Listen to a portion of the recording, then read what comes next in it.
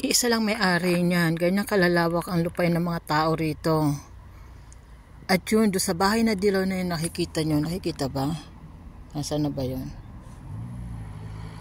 Doon, may daan doon ako dadaan. Paakyat sa hills. Yan.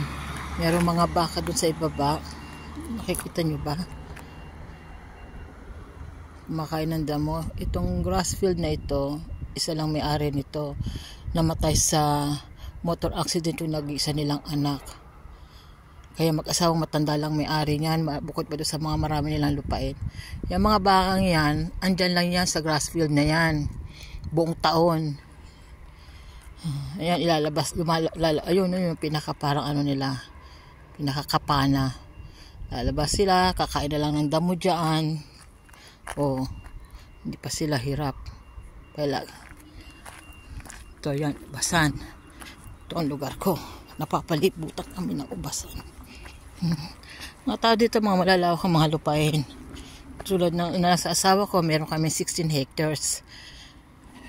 At yung iba po, mga 9 hectares siguro ubasan. And then yung iba, puro wood.